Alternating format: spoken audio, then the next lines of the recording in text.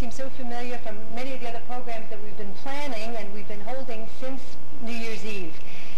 It's been 2 years that since we've begun the planning process for this Newton Tricentennial. The city of Newton is 300 years old. Newton means really new town.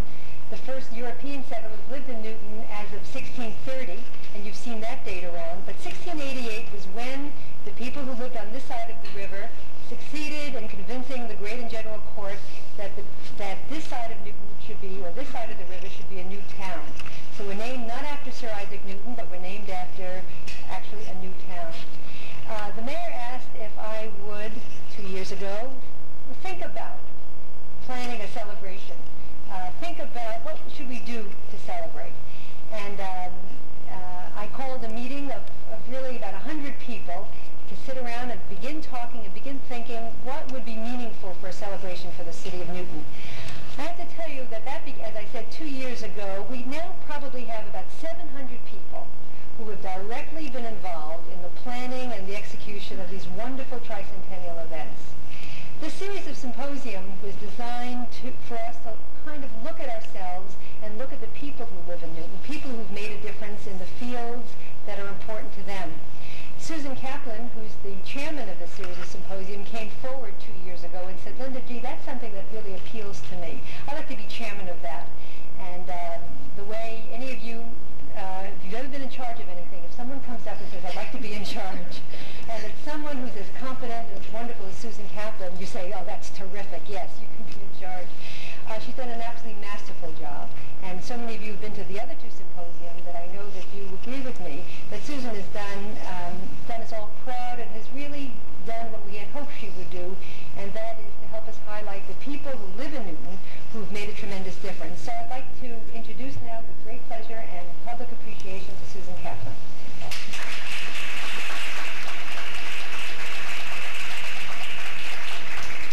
Thank you very much, Linda. It's been my pleasure.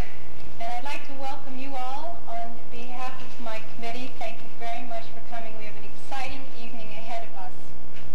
I'd like to also thank our panel of activists who will be discussing provoking social change, movements, and causes. And we'll hear how they have personally led the cause that they champion. Thanks also to Andover Newton for hosting this series, and to Continental Cablevision for taping all 4 evenings. This panel discussion that you will hear tonight will be on cable tomorrow night at 8 p.m. That's Newton Cable, Channel 13. So you can watch all of this once again. And I would like to invite all of you to a reception immediately following the panel in the faculty lounge located downstairs in this building, a reception to honor our 5 participants tonight. Linda has reminded you that this is only one event of many scheduled to celebrate Newton's 300th birthday. In the lobby you saw materials, tickets to other events. There is one more symposium to go, Medical Challenges of Our Time, which will be held right here on Thursday. There are, coming up this weekend, Newton Artists Open Studios that you might want to take advantage of. Homecoming weekend is next weekend with a free concert by Dizzy Gillespie, the Totem Pole Dance, the Spring Fest celebration at Newton City Hall, the Memorial Day Parade. And on June 5th, Newton musicians will be performing in a classical concert at Boston College. And that's not all. Check out the program book, which is now on sale. It arrived last week. It's a history of Newton as well as a full schedule of the program events of the Tricentennial. And now it is my pleasure to introduce Newton's mayor, the Honorable Theodore D. Mann.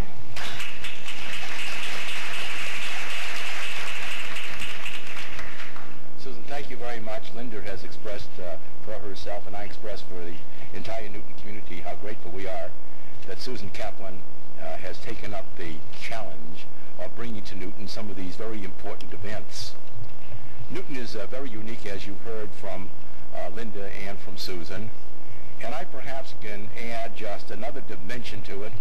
And for those of you who have been to these other meetings, excuse my repetitiveness, but I say it pridefully when I point out to a community just 18 square miles with just 83,000 residents that can really boast of 10 college presidents living here, can boast of deans of so many institutions, from Hubert Jones to Professor Henry Rosowski at Harvard, the Dean of Veterinary Medicine at Tufts, and at risk of failing to mention someone, I'll stop right there.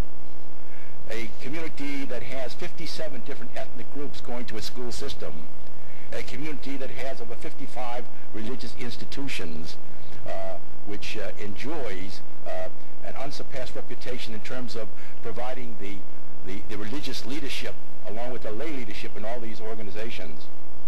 And tonight we once again have the opportunity to share with you the talents of so many other Newtonians whose impact has not only been felt here, but throughout the world. And Newton is a world shaker in a sense. And I look at this meeting tonight, and Hubert Jones, the husband of Kathy Jones, former school committee person. So you're where your other life now, you'll be over here, but I know if Kathy's here to make errors, she'll tell you all about it, and she'll write a letter to the mayor. And this evening, I sense that this is a meeting of a group of conservationists at the head table, conserving for mankind a quality of life that may be expressed in its best sense. For with each one of these individuals, there is a part of their life that has been devoted to, whether it be conserving the water supply and improving it, or conserving the minds of the kids who are being educated through television, or conserving the social health and the physical health of our people, or indeed dealing with saving our population from destruction. And the teaching element of our moderator to bring along through the school systems the opportunity for young people to engage in educational enterprises that will serve mankind. Newton is a rare kind of community that puts all of these things together in this great sense. And here we have indeed another wonderful opportunity under the sponsorship of very dear and old friend, President of Andover Newton Theological, George Peck, here at Andover Newton, where he has generously opened the gates of this institution and made us feel very welcome as longtime residents of this community, to feel very comfortable on the Hill tonight, and recognizing that the kind of quality that comes out of here, out of the people who are educated here, has impact all over the world in terms of ministries that have been established by graduates of George's institution. So ladies and gentlemen, we're in for a wonderful evening, and I want to thank on behalf of the Newton community all of you participants, and I'd like to present to you the history of Newton. And as we read this history, in other generations, there have been the Barrons and the Charrons and Norsigians and the Lowns and the Joneses with different names.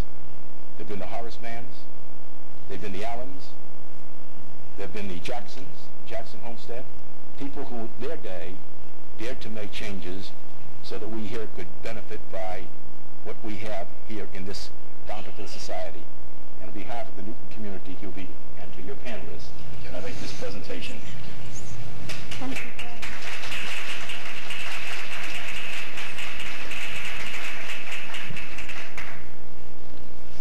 Now, ladies and gentlemen, I'd like you to join with me in a warm salute to the President of Andover Newton, Reverend George Peck.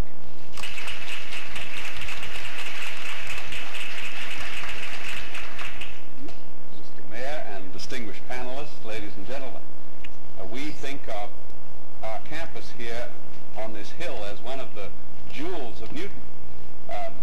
For many years it has been a well-hidden jewel, because we're discovering through these symposia just how many folk in Newton there are who have never been up here. How many people tonight are here for the first time? Quite a few, I see. Yes, good. Well, we're delighted you're here, and we hope this will not be the last time. You are more than welcome to wander in our grounds, to avail yourselves of our public functions, even to rent our facilities if you would like to do that. This is part of our city, and we would like you to think that it is part of you. Don't pay any attention to the no trespassing signs. The police tell us we have to have them there, but they are not meant to discourage people from enjoying the beauties of this place. It is a lovely campus, and we're delighted that you're here. We were a theological school here in 1825. We began in Andover in 1807, one part of us, but the Newton part began in 1825. So theological education has been carried on here for many years. We are a very ecumenical school related to two major denominations, but with many other religious groups represented on our faculty and in our student body. And as the mayor has said, our graduates are literally to be found all over the country and all around the world. We hope making a difference in society. And the panel that is here tonight with us has a special appropriateness about its subject matter, and we welcome them most heartily, and I'm sure you will enjoy their presentation. Thank you for being with us. We hope for a profitable evening together. Thank you.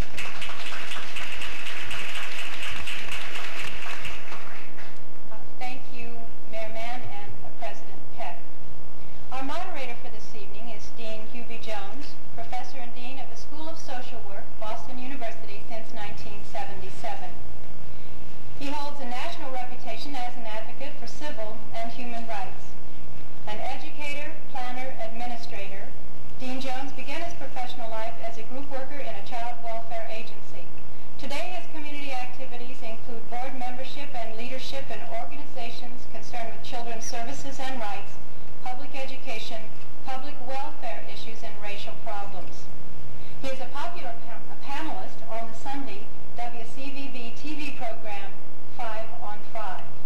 His ready accessibility to students, his seminars, and his informal meetings with student groups make him a popular mentor. His first-hand knowledge of the role an advocate can play in our society, as well as what an important difference one person can make for an issue, makes him a perfect moderator for this evening's discussion. Dean Hubert Jones.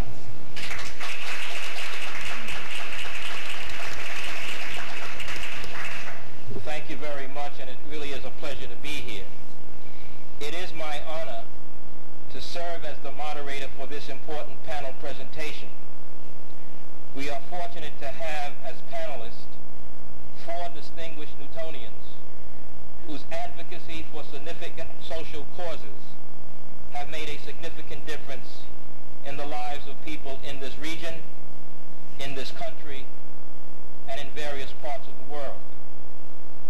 We should understand that our panelists are representatives of scores of other Newton residents who have contributed to a myriad of social causes and movements, thereby contributing to the making of a better world.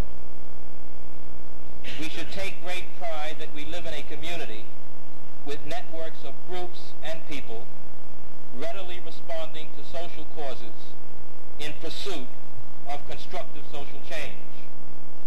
There exists in Newton a large reservoir of goodwill and human decency. So through this panel presentation tonight, we celebrate the collective commitment of our neighbors to the advancement of human progress. These presentations will confirm that one person can make a big difference, particularly when he or she reaches out to others with similar concerns and interests, and fashion organizational vehicles to acquire the human and material resources which make it possible to sustain advocacy over time. We have asked our speakers to confine their remarks to 15 minutes, and therefore we will have at least an hour for a good interchange with the audience and an interchange between the panelists. It should be a great evening. Our first speaker is Rita Barron. In 1968, Rita Barron joined the Newton League of Women Voters and became interested in water resources as a social issue.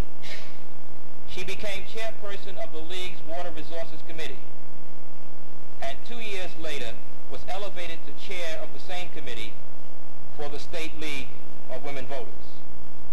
By 1972, she was appointed Executive Director of the Charles River Watershed Association, a powerful citizens environmental organization which has played the major role in the cleaning up of the Charles River from Medway to Watertown. Because of her outstanding leadership in the Charles River cleanup cause, which has resulted in a body of water that now supports, believe it, bass, and northern pike, and carp, and pickerel, and you can name it, Rita Barron has been called by many the goddess of the Charles. One of her major accomplishments was the organizing of the annual Charles River Swim, held each May, as a way to prove to people that the Charles River, with a long-standing reputation of being very polluted, is becoming cleaner. Her 22 years of advocacy for a better environment has been extraordinary. Rita Barron stands as a grand example of how a self-taught environmentalist who possesses intelligence, vision, and persistence can make a significant difference in the life of a community. It is my pleasure to introduce to you an extraordinary woman, Rita Barron.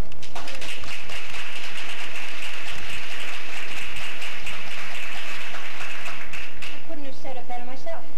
Thank you. I'm here tonight as a phony, and I want you to know that.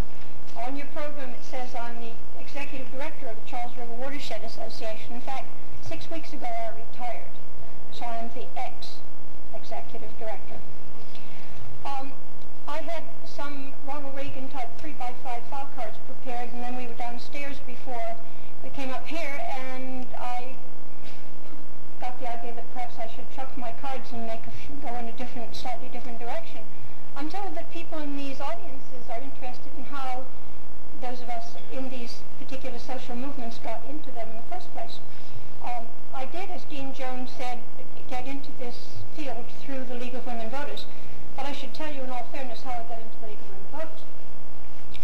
When my children were in grade school at Claflin, my husband said, okay, it's time to get out and do something useful for the community. You're not doing much at home. And so I joined the League, and I looked at all the things on the League program, and fiscal policy was not for me. I'm a fiscal cretin. Education, housing, a few other things did not appeal, so what was left at the bottom of the list was water, and I said, why not? And so that's how I got into water, and I've sort of made a career of getting wet. I know too much water, not enough water, dirty water, clean water, you name it, water has been my field for a long time now. I take very seriously the challenge of René DeVoe, who said, if you recall, think globally but act locally. And I really do think it's important to focus on a local issue. When I was asked to serve on this panel, I got the request in the mail. So reading, you can put any number of interpretations or inflections on a word.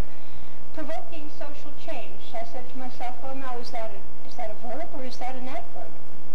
A lot of people are very provoked by some of the social changes that the environmental movement has produced. I think the fight on the environmental movement really began, it had its genesis in Genesis. I want to go back to the Bible.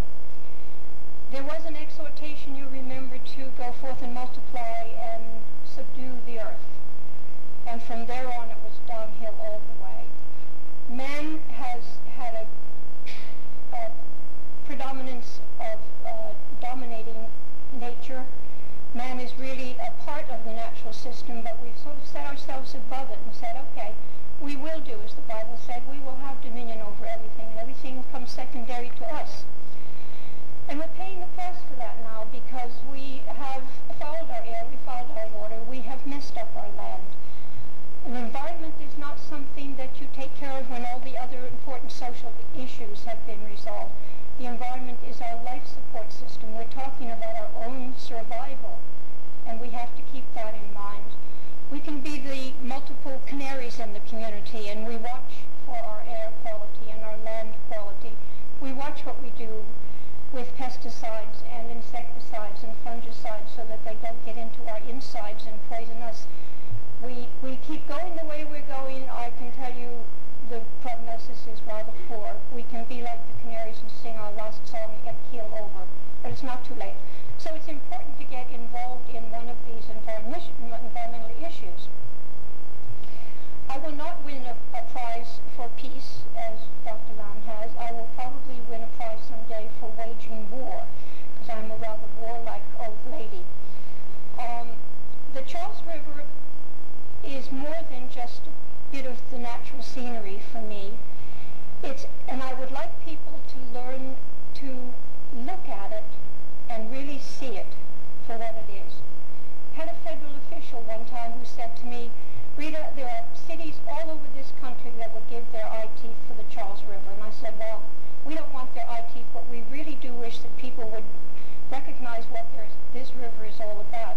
It's an impressive source of very high quality recreation. This watershed that the Charles River drains is the major watershed. It's the population center of New England.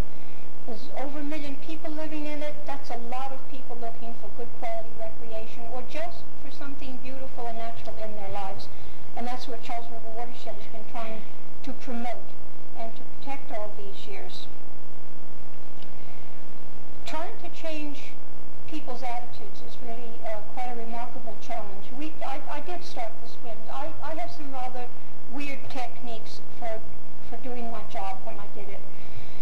It seems to me that the most important thing to do is to influence people's attitudes. If you can get people to know about the river, then that leads to caring about it. And if they begin to care about it, they will begin to take care of it. And that's what I was aiming for.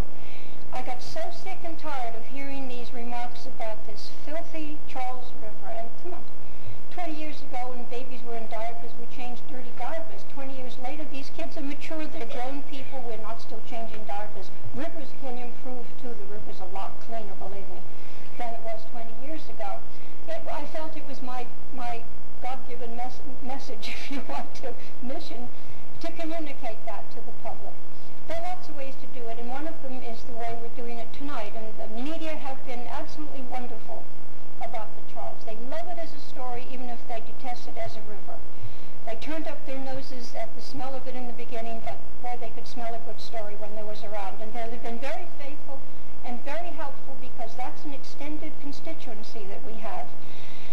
Constituency building is absolutely essential. No one person does anything of any great value alone, and we all know that. At CRWA, we have the basic constituency, which is the membership, but they're the converted. They already know. They care about it and love it, and I see some of you sitting here. It's lovely to see you tonight. There's another constituency, the third one, I'll skip the middle one for a minute, which is all of those thousands of people out there enjoying the river and not knowing who has had anything to do with fixing it up and why they are an important part of keeping it moving along in its progress. The middle constituency is the one that I've worked mostly with because that's the media and the bureaucrats, and God love the bureaucrats. The federal and state government have a wonderful commitment to a clean, healthy, usable Charles River. Bureaucrats are just like you and me. They get up in the morning, they go to work, and they do their job. It's my job to see that they do their job, which includes my job, if you follow that arcane little performance. I've tried in many ways to influence the unconverted, the convertible. I remember when Governor King was elected, and a lot of people in the environmental community said, oh my God, there goes everything good we've worked for and won over the last few years. And I kept sitting there thinking, idiots, don't they think he knows how to read? Don't they think his policy advisors read? I recognize that Governor King did not live in a river basin. He lives in a coastal community. So I invited him to a ceremony, presented him with a beautifully calligraphed proclamation that made him an honorary resident of the Charles River Watershed. It says something about temporary, and he picked up the thing and said, what do you mean temporary? And I said, are you planning to stay in office forever? But it was just a fun thing, and you know, I knew that Governor King enjoyed ceremonial situations, and so we had a good time doing that. A few months later, there was a big controversy over rotten development in the watershed, and the governor, it reached the governor's desk, and he said, what's going on here? Who's holding up these sewer permits? And he was told that it was the Charles River Watershed Association that had a lot of problems with it. And I am told, not having been that, his reaction was, oh, her. He remembered that connection, and he was a man you could reach at that personal level. I had made some, little entree to him, and he was a little more amenable to thinking, here's something that somebody that I know is concerned about, and it was very effective. I created the Charles River Watershed's newsletter called The Streamer. It's loaded with between-the-lines innuendos. I don't know what's going to happen to it under the new regime, but I can tell you I had a lot of political fun with it. It goes to many, many people, members, the media, the legislators. It goes to all the top officials, and it goes to 85 Perry Street in Brookline. You know who lives on 85 Perry Street in Brookline, don't you? I used to be told over and over again, every time the streamer comes, I read it, and I knew that he did because he would quote from it. And I'll tell a story about Commissioner Geary at the MDC said to my board one time last year. So when I first took this job at the MDC, the governor called me one day and he said, there's something I just read that I am not pleased about, and I want to know what's going to be done about it. And Bill Geary thought he meant something in the Boston Globe or the Times or something. No, it was in the streamer. There's something in the streamer about the MDC, and he wanted it fixed. There's a lot of power there in using that kind of crazy little... Incidentally, the Charles River does have international press, too. You mentioned worldwide prominence for Newton people. The Charles River Watershed and our swim were written up in the International Herald Tribune a year ago last summer. So we do get around. We are a big deal. We had the idea of the swim was one generated by the fact that I was so sick of people talking about the filthy river. I needed actually something to take the media attention away from Paul Saunders one weekend when there were river celebrations. And I thought, what can I pull off that'll get everybody over to the Charles and never mind where he's going? So I decided it was time to swim, and I went to the MDC and I said I want a permit to swim the Charles River.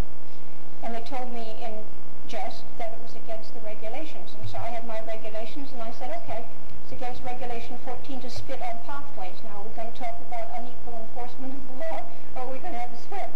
And Linda knows that the MDC has always been very supportive of the swim and been there a long time. But the idea was to say to the public, look, we're swimming in this river. We don't have two heads. We haven't turned green. We're not coming down with terrible contagious diseases. It is a healthy river. It is cleaner in this area if it doesn't rain than it needs to be in order to meet water quality standards. If it doesn't rain, if it does rain, all bets are off. Anyway, it's a great river. I've had a lot of fun with it. I can tell you that I would like you, when you look at the Charles, to look at it as something personal in your lives. It's a beautiful little stream. My sister-in-law once said to me, what's the big deal about the Charles River? And I really felt challenged to deal with that one, I can tell you. It's the only one we have right here. This is our river. It provides an enormous amount of pleasure to an enormous number of people, and it's worth taking care of.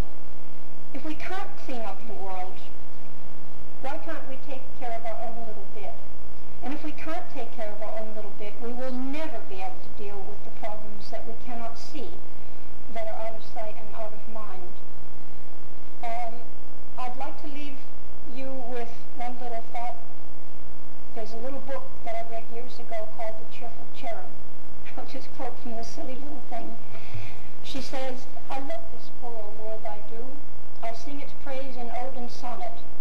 I wonder it's not a whole lot worse with everybody picking on it.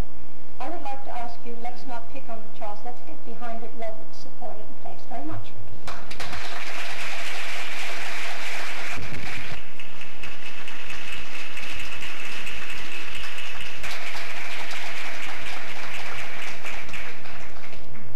Thank you very much.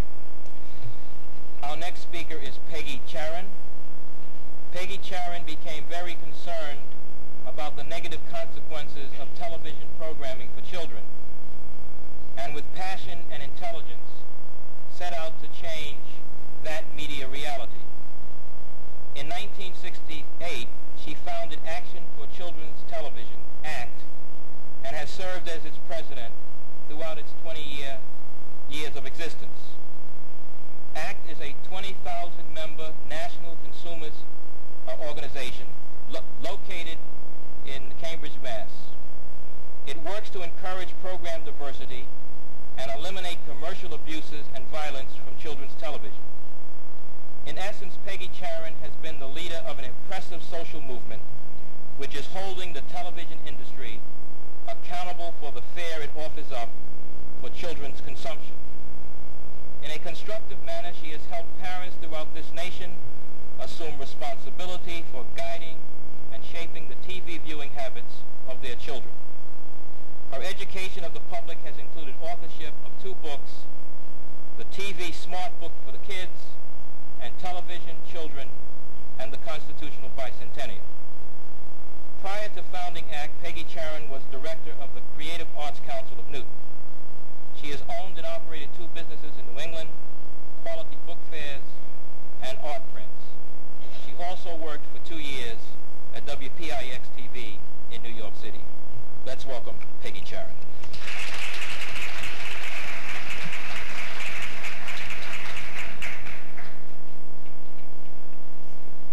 I sat behind the flag because the skirt is so short I was afraid to sit down in front of you all. You know, I heard all those beginning remarks, and I want to disclaim all of them. First of all, it's not just me, and how can I say it's just me when Susan Kaplan is sitting right here and worked for so long at ACT to make the kind of things happening that we were working on. So I can't get away tonight with saying it's just me. Secondly, I want to say that it feels funny to be introduced as this wonderful person who's responsible for what's happening on children's television today. Since what's happening on children's television today is really ghastly, I sort of hope that all of you don't think it's my fault. And thirdly, I noticed that Rita Barron was referred to. She said occasionally as, or maybe she was introduced as the goddess of the Charles. I have been called by the broadcast industry occasionally the Wicked Witch of the East. In any case, let me start by telling you about a party we had yesterday. That's in part because I can hardly remember what happened 20 years ago. I'm getting to that age where 20 years ago seems a very long time ago. Yesterday we had a party. ACT had a 20th birthday party, not quite as old as Newton, but we're getting there, at the Tavern on the Green in New York City. We had 400 people. We couldn't fit another person in. We had, would you believe, Jane Pauley, Felicia Richard, Garrison Keillor, Shelley Duvall, Fred Rogers. We had an incredible bunch of celebrities. We had Mickey and Minnie Mouse, Danger Mouse, Lyle Crocodile, and some other animals. We had the heads of television networks and cable institutions, and we had people who do children's programming. We also had 55 press people there, which was rather gratifying. The event, by the way, was hosted by Jay Leno, and if he isn't the funniest person that ever lived, and he did that all for ACT, you know, as a present. He's really and he's from this area too. There's some really very nice people who come from the Boston area. In any case, the party was mentioned on the Today Show yesterday morning, and it's going to be on Entertainment Tonight, would you believe? That's what happens when you get big names. It's just my head. It's very hard to get TV coverage. But the party's going to be on Entertainment Tonight on Channel 7 at 11:35. I won't guarantee that I'll be there, but I bet you anything Jay Leno will be on. So how did a child advocacy group that started in my living room in Newton, Massachusetts, get to put together such a star-studded party? The main reason is that we understand that the most important person at that party was Congressman Edward Markey, who also spoke, and who is chairman of the House Telecommunications Subcommittee. And that committee is working right this minute on a bill that would help children's television and that would do what ACT has been trying to get to happen for 20 years, which is to get television stations to fulfill their legal responsibility to serve the public, that part of the public that is children. We didn't write that Communications Act, but when we started ACT, we found it. And it was we who started ACT, I and 3 other Newton people. And over the years, a lot of Newton people worked in Action for Children's Television, because there we were, right across the street from the Star Market in Newtonville, and it was easy to get Newton people to work there. The fact that the subcommittee is negotiating this bill, which, by the way, would restore the limits on commercial speech for children's television, which Ronald Reagan took off in 1984, which is what caused the whole of commercial television to children almost to turn into a set of 30-minute commercials. You know, G.I. Joe, which is paid for by Hasbro's advertising budget, which is a marketing budget, which is produced by Hasbro's ad agency, which uses the same animation as the commercials, the same songs, and which Hasbro conceives of as a commercial for its toys. And that's what we've done to programming under the Reagan administration with deregulation. Anyway, we use all the glitz, the fancy names, the events like yesterday's party, to call attention to what we're really trying to say, which is that it's about time one of the most advanced television systems in the world takes children as seriously as it takes adults. We really give more service to children, to adults, than we do to children in this country. And that's a reversal of what should be our priorities. Now, we make all the noise. We have the sort of crazy events. We have our conferences at places that usually are not hotels. We had conferences at Harvard University, at the National Academy of Sciences in Washington, at the Kennedy Center. We had the first conference that ever happened at the Kennedy Center. I think Susan was there for that one. And we had a conference at Yale University where the bells from the chapel played songs from Sesame Street and Mr. Rogers and Bullwinkle all through the 3 days that we were there. And we do it that way because it's important for us to educate the press, because we believe that the press is the most important educational institution in America. That if we want to reach Congress and we want to reach broadcasters and we want to reach parents with a message to maybe turn the thing off more often, you know, one of the major problems with children's television is that American children spend almost 4 hours a day in front of that set. And that's really too much, even too much terrific television. Anyway, to get the press, you have to give them an excuse to write a story. And a lot of what ACT does is an excuse to write a story. But without the substantive stuff that's happening in Washington, without the petitions to the regulatory agencies, the FCC about the amount of programming for children, the Federal Trade Commission about the fact that in the early 70s, a third of the advertising to children was for vitamin pills. Granted, they were vitamin pills, but in overdose, they put kids in the hospital in coma and shock. And they carried on the back of the bottle a warning that said, keep out of the reach of children. That was a legal warning. And the nation's broadcasters were pitching those pills to children as if they were candy. It took us 5 years of petitions and rulemaking at the FTC to get rid of that advertising legally. But the fact is, after all the noise in the press, after an op-ed page piece in the New York Times that was written by the head of the American Academy of Pediatrics, the 3 companies voluntarily withdrew the advertising while we went through this legal process. So the noise helps. I think without the noise, the ads would have been there until we got the law changed. ACT started in Newton. You know, this is Newton's 300th birthday. And I'm here in spite of the fact, she says very quietly, that I don't live here anymore. I feel I have to say that for disclosure's sake. The fact is that that ACT and I moved out of Newton at the same time when they tore our building down. That was some way to get rid of us, right?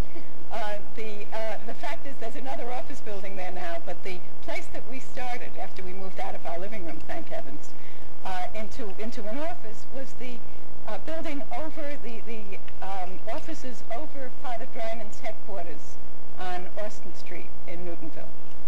We thought that was a good combination, Father Drynan and ACT, and we had a lot of fun there in the very early days.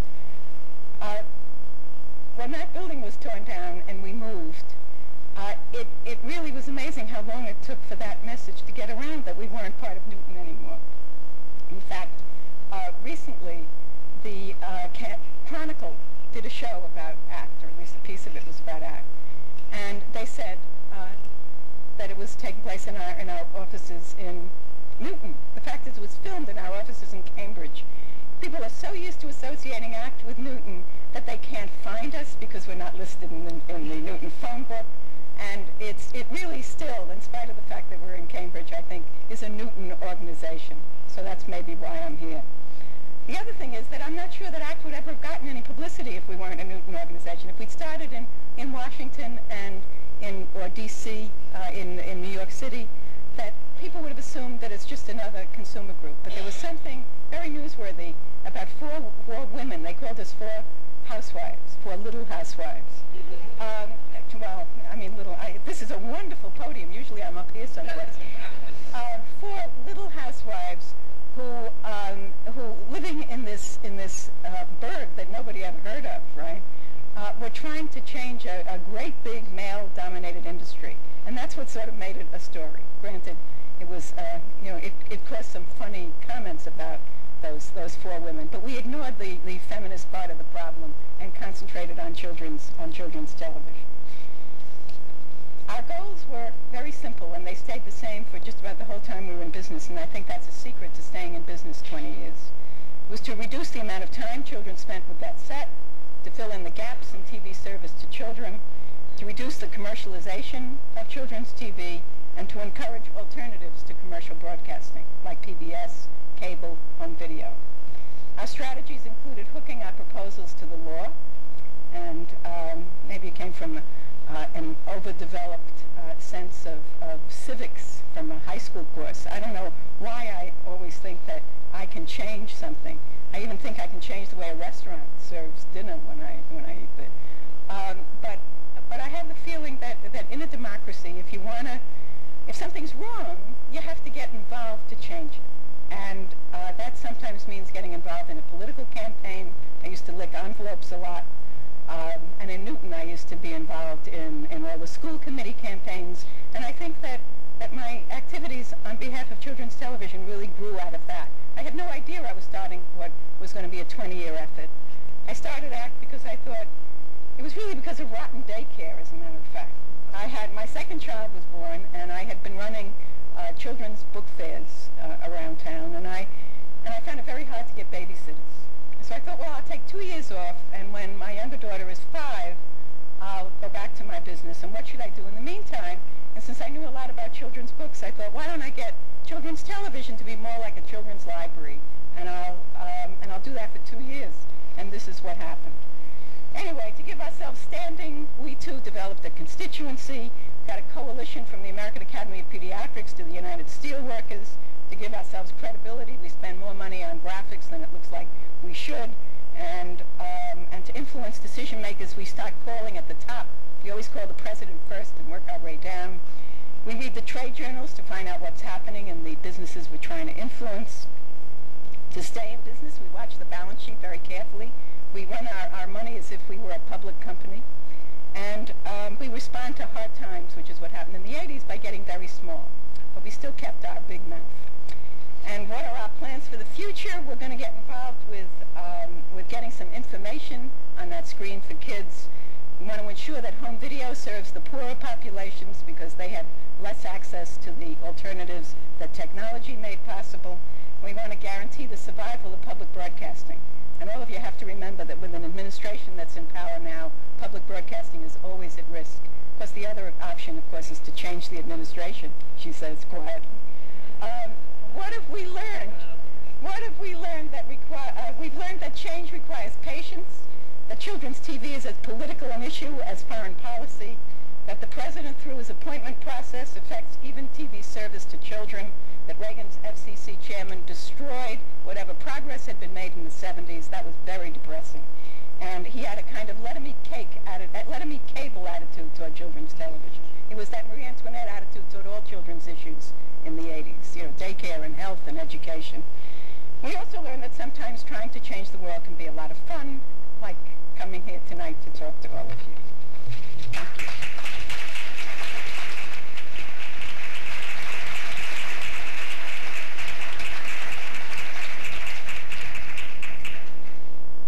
Thank you very much. Dr. Bernard Lown. Dr. Bernard Lown is one of the world's leading cardiologists and co-president of International Physicians for the Prevention of Nuclear War. He is a professor of cardiology at the Harvard School of Public Health and senior physician at Brigham's and Women's Hospital in Boston. Dr. Lown is a pioneer in the research of sudden cardiac death. He has written 2 books and over 300 articles that have been published in leading medical journals worldwide. Bernie Lown has had a long-standing interest in international cooperation. In 1974 and 1975, he presided over the USA-China Physicians Friendship Association. He was founder and first president of Physicians for Social Responsibility. He has served as coordinator of various USA-USSR studies in cardiovascular disease. In June 1979, Dr. Lown wrote to a leading Soviet physician, academician Eugene Chazov, Director General of the Cardiovascular Institute of the USSR, suggesting the formation of International Physicians for the Prevention of Nuclear War. That organization was established 1 year later in 1980. Since that time, IPPNW, its membership has grown to more than 150,000 physicians in 49 nations. The organization has held 7 annual international congresses, and in June of this year, it will hold its 8th Congress in Montreal. In 1985, the International Physicians for the Prevention of Nuclear War was awarded the Nobel Peace Prize for its considerable service to mankind by spreading authoritative information and by creating an awareness of the catastrophic consequences of atomic warfare. Dr. Lown and Dr. Chazov accepted the Peace Prize on behalf of the organization. Dr. Lown has also been the recipient of the George F. Kennan Award, the Gandhi Peace Prize, and the first Cardinal Medeiros Peace Award, as well as numerous honorary degrees and other awards. Here is Dr. Lown.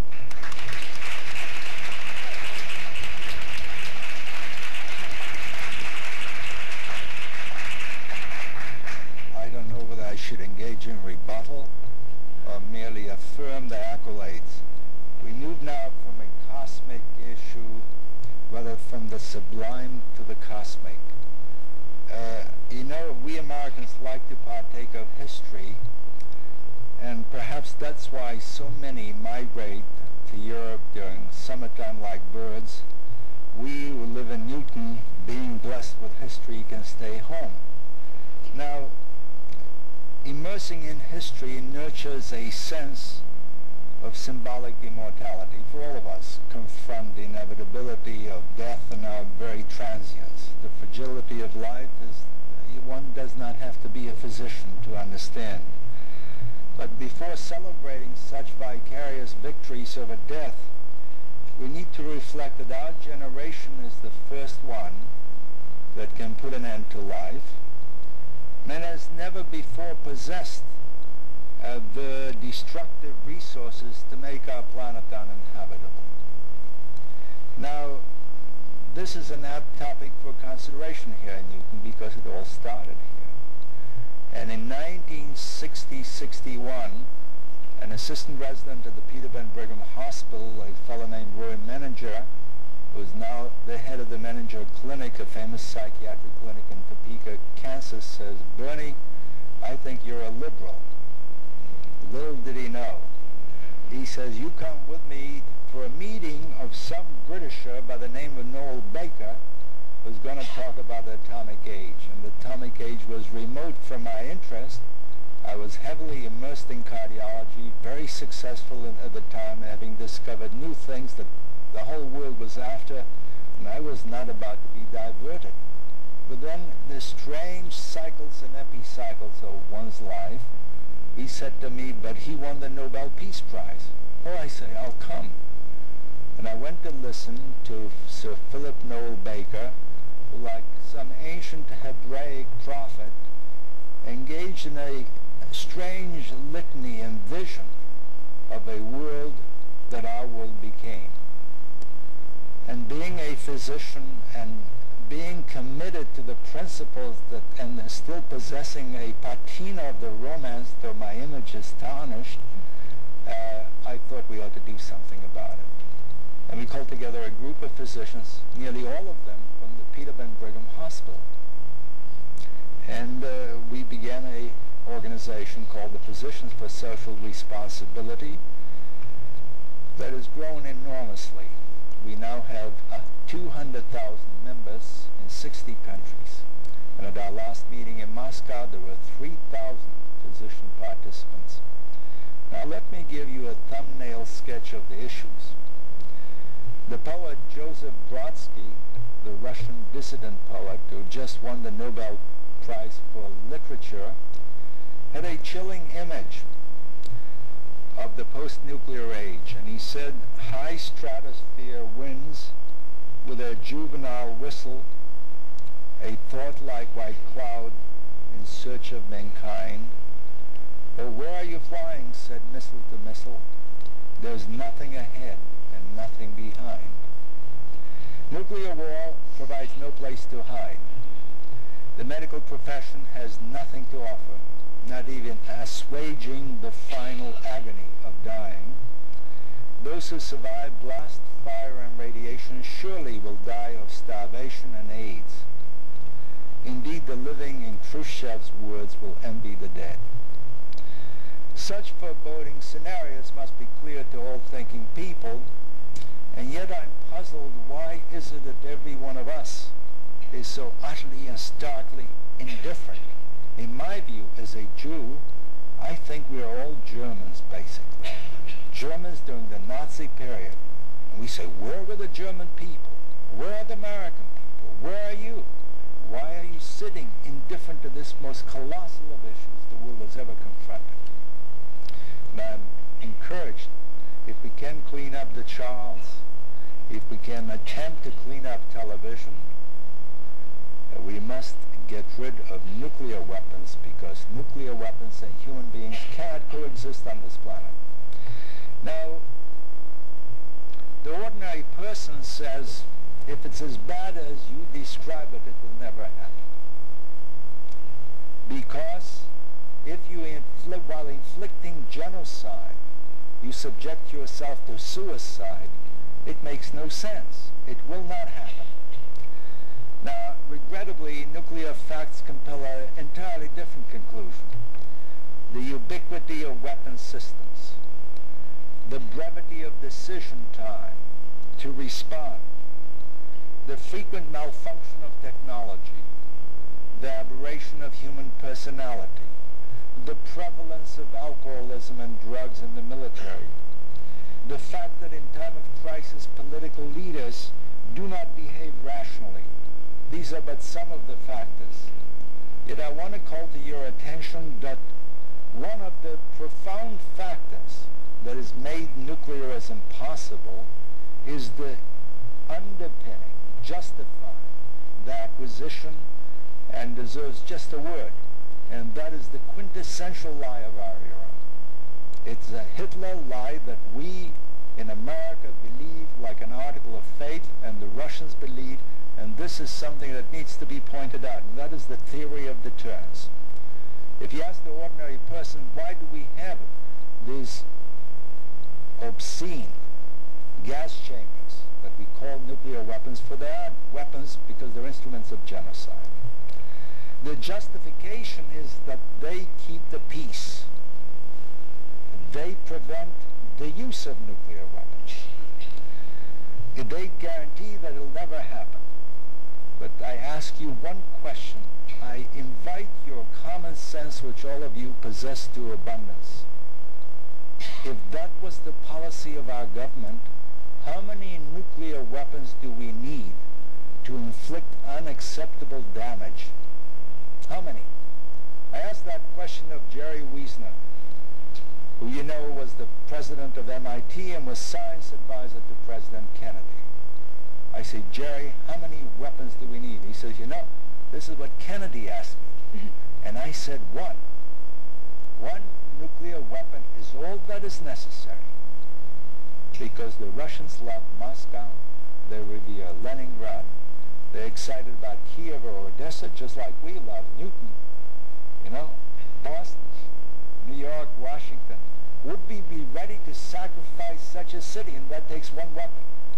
So the question is, if deterrence is the objective of policy, why have we accumulated all these weapons?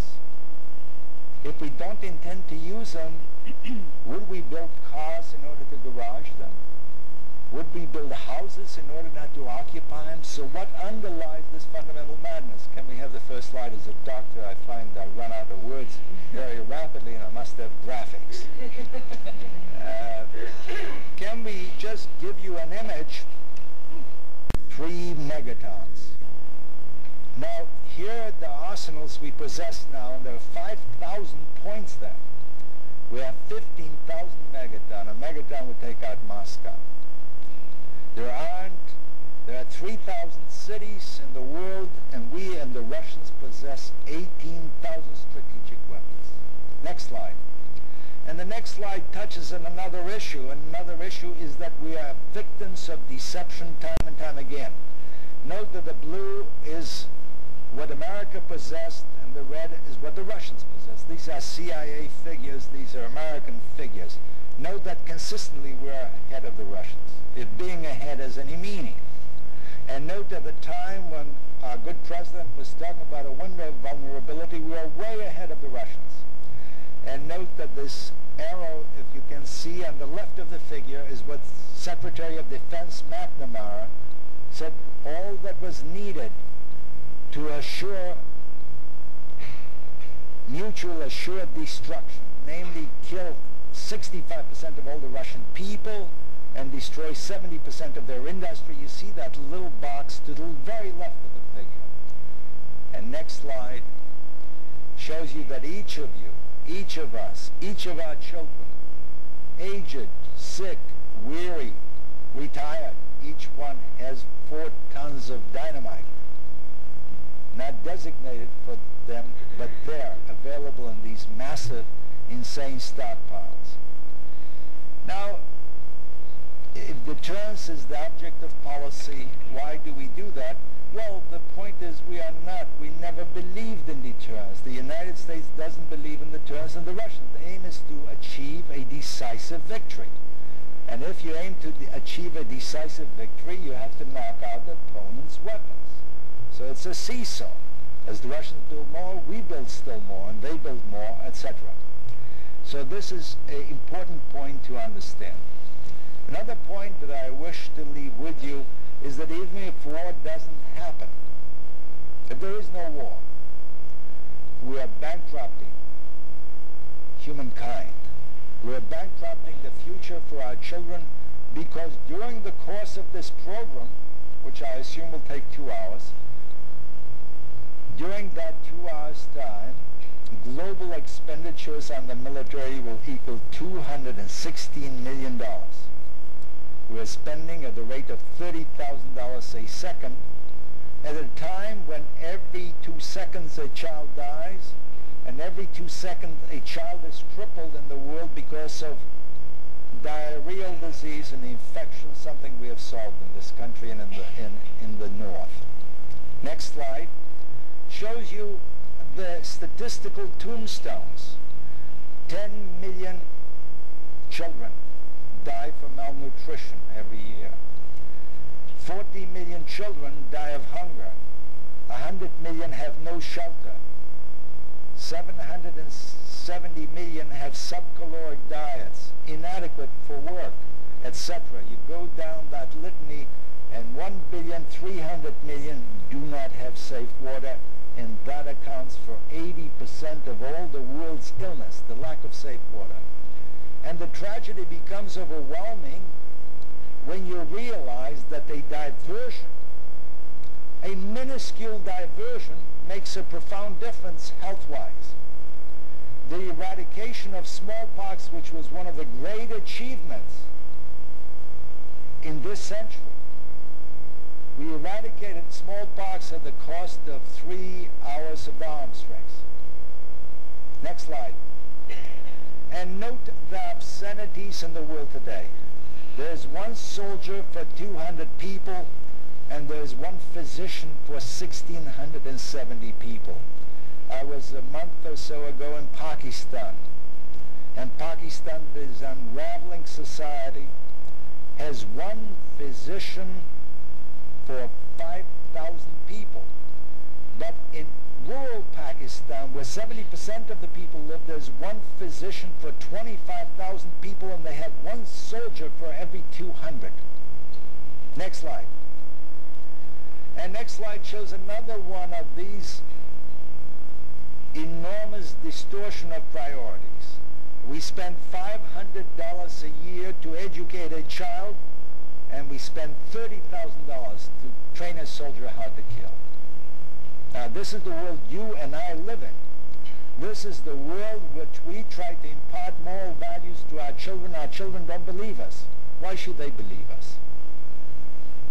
Next slide. And you say, well, that's the third world, that's the developing world. That doesn't involve me. Look at the United States. The budget as presented is that shown on the left, and that again is a distortion because trust funds are not part of the budget. They're not something that the government can use. That's your Social Security. And that is included in the budget in order to make the military look small. But if you extract the mandatory allocations of money, note on the right side, military expenditures in the United States today are 66% of, this is fiscal 1987, and it's equal in 1988. Next slide. And next slide shows you, here's what we allocate for health research and for military research. And note what has happened. While health research that is so decisive in salvaging life went from 3.6 to 8.2 billion, military expenditures for military research went to $41.2 billion. And this is the current year. $42 billion is going to be expended for military research. Better ways of how to kill, maim, destroy. And yet in America today, no political leader dares to speak about these facts. Did you ever hear a profound analysis of this from either Democrat or Republican? And I ask you why. Next slide. And here's, and I make the point that no social problems of profound dimension are soluble, either in the United States or in the world today, because of these distorted priorities. Note what we spend for science, for health, for higher education, environment, as compared to what we spend for defense. A nation is not secure if it doesn't have a society that has equity, justice, the children who are educated. That is what security is all about. Now, next slide. Let us hold off. Lights, please, momentarily. Now, is there no hope? And I believe the lesson that we physicians have learned is that indeed the individual can make a difference. And the saddest part of the experience in the world today is the massive disempowerment of people. And if we become involved, it can make a difference. For when a Russian physician, American physician spoke, little did we anticipate that within a period of 7 years, we'll have a global constituency, and every political leader, except in the United States, feels compelled to meet with us. Now, what has IBPNW been doing? It would take too much time to deal with all the aspects, but one aspect needs to be emphasized. We are focused on a cessation of nuclear testing, because nuclear testing is verifiable, it doesn't require trust. The only purpose of testing is to develop new, more awesome, more sophisticated, less verifiable weapons. This has been our policy. And we argued with Soviets for them or Americans to show by example a unilateral act for sanity. And we, a small group of physicians, were successful in persuading Gorbachev. So in July 29, 1985, he announced a unilateral moratorium on testing. And in December, I went back to argue with Gorbachev about extending this moratorium. And he did. And he did 3 times. And what this slide shows is in a big meeting in the Kremlin a year ago in February, when Gorbachev got together 1,000 of the world's leading intellectuals to discuss the type of world we want to live in. And I was invited to speak. And at that meeting, I already knew the Soviets told me that the Russians were going to resume testing. This is February 1987.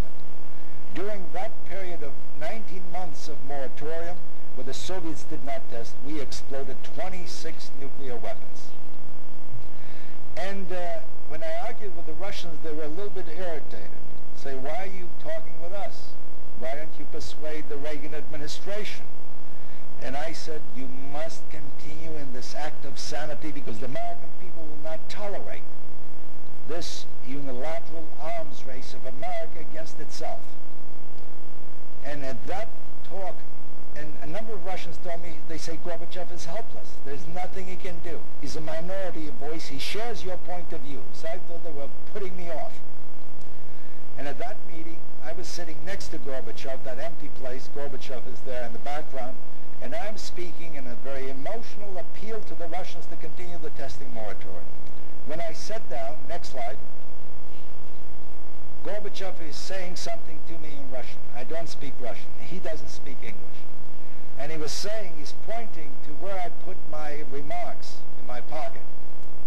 And it dawned on me that he wanted my speech. So I said, well, it's a badly messed up, scribbled, I'll send you a nice copy. He said, niet, niet, niet, niet. And he pulled out my speech, and he wrote on it. Next slide.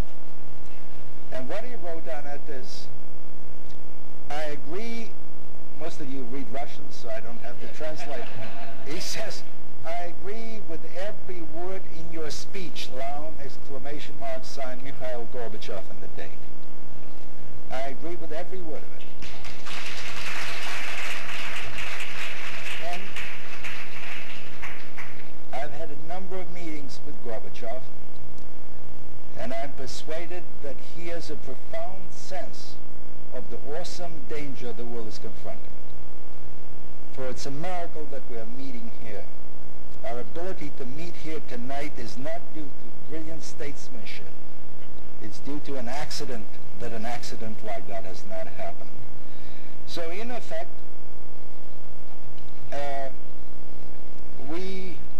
whether cleaning up the Charles River or cleaning up television, it requires people. It requires a constituency. It requires empowerment. Can we have lights, please? The hour is late, but hope without action is hopeless.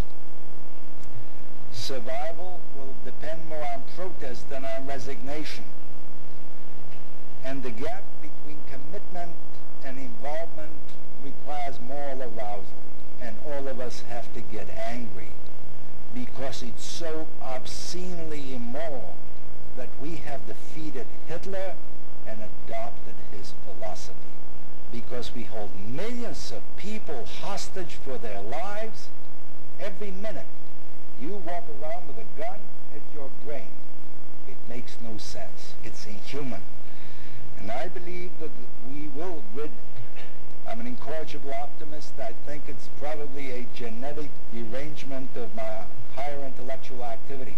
But I'm an optimist. And I believe we are beginning the journey in the aching longing for peace, which has been intoned prayerfully since the dawn of history. Only then, once we abolish the nuclear menace, at long last, human beings will have a right to call themselves human beings. Thank you.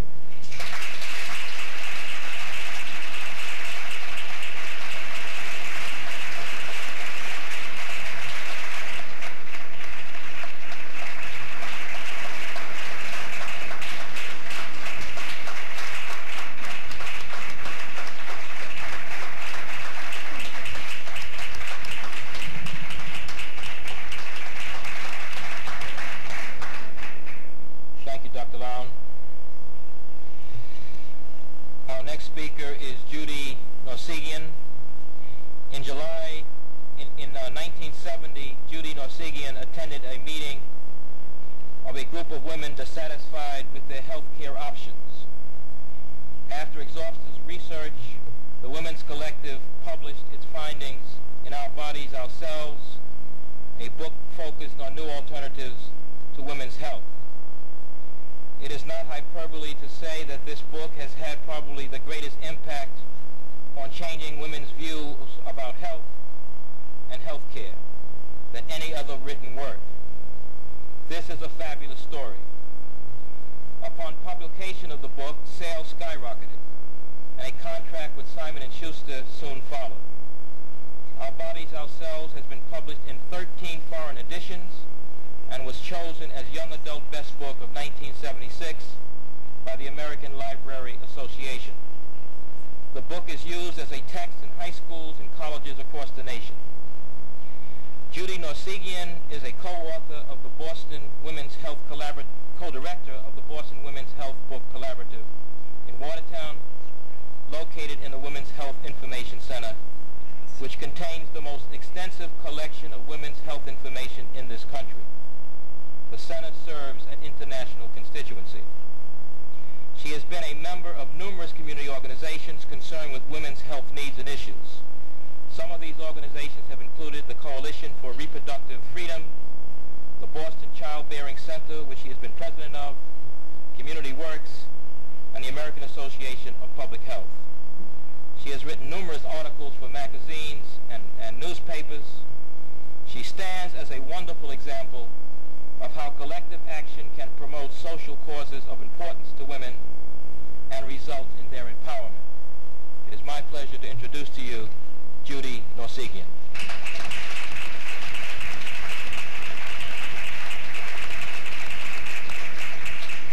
Thank you very much, Hubie. I think your last comment is extremely important, this one.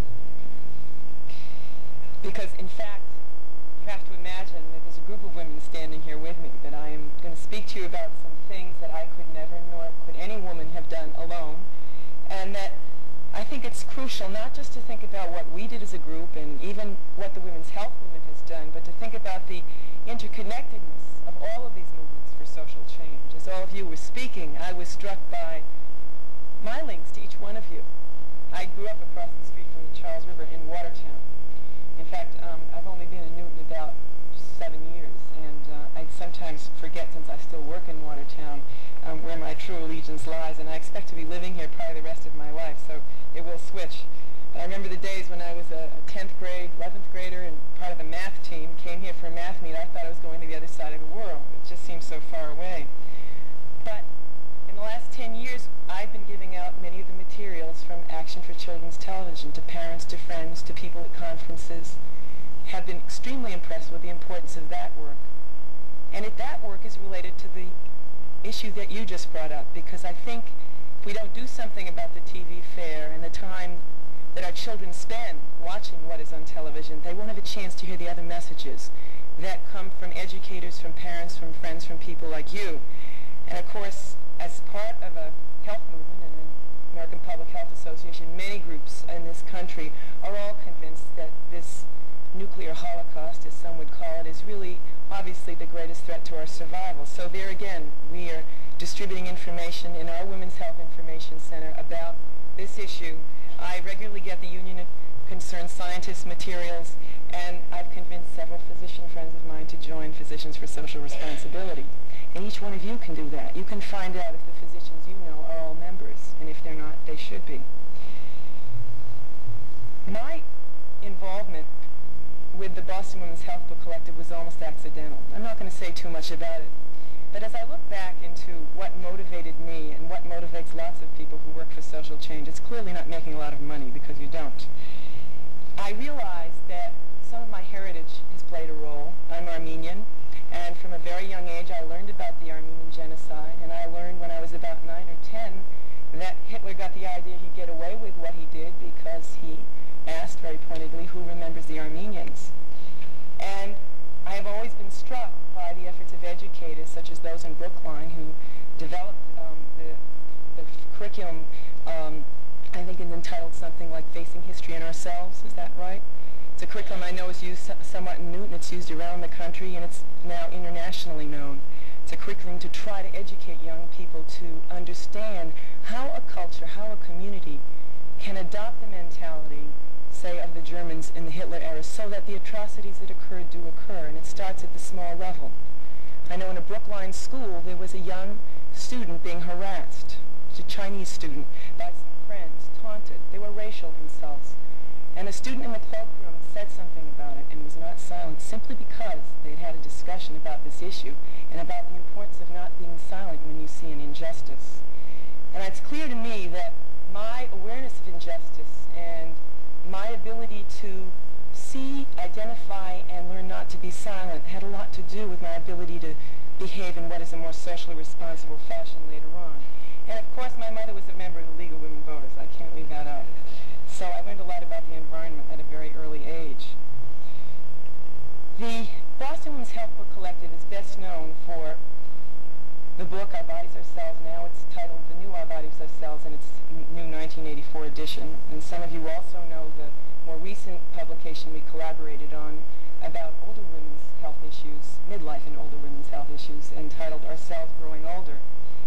But I think it's important to recognize that the basis for our work is not just simply to improve women's health care. It's really about raising consciousness at all levels. For us as feminists, it's very important that we look at the inequities that are built into our society, into our various institutions, and try to do something about changing that. And we took a focus on medicine and medical care in the beginnings, but I think it has expanded broadly, and it's no accident. The women in the Boston Women's Health Book Collective did meet at a conference almost 20 years ago. Next April, it will make it 20 years. I actually was not part of that group, QQB. I was still in college. I didn't graduate till 1970.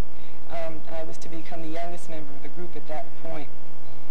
And the women who met began to discuss how little they knew about their bodies, how little they knew about human reproduction and sexuality. And these were college-educated women.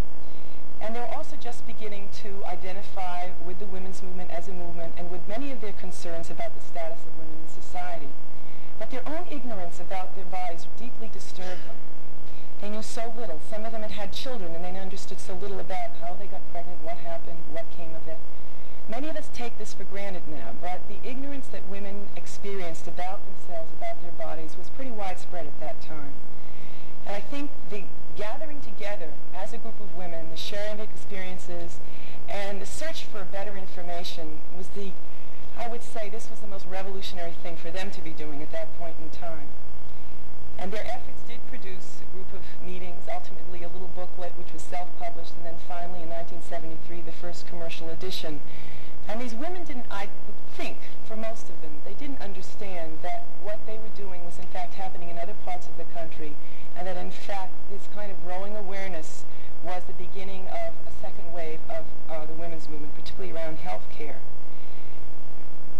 One of the things they began to focus on was simply the demystification of medical care. What is done, how it's done, why it's done. Later on, as we became more sophisticated, some of us went to the School of Public Health at Harvard, some of us got more interested in reading broader public health literature. We focused much more on the safety and efficacy of surgical procedures, drugs, whatever was done in the name of good medical care. And we found that the science that supposedly underlies much of what is done in women's health care leaves much to be desired. And in fact, as we look closely at some reports from the Office of Technology Assessment in the U.S. Congress, we were really quite alarmed. Many examples, the fetal heart monitor, even a simple procedure called episiotomy that many women experience, it's an incision during childbirth, do not have any scientific basis for their usage, routine usage, I should say. In fact, the OTC has suggested that over 90% of the medical technologies have not been adequately tested for either safety or efficacy.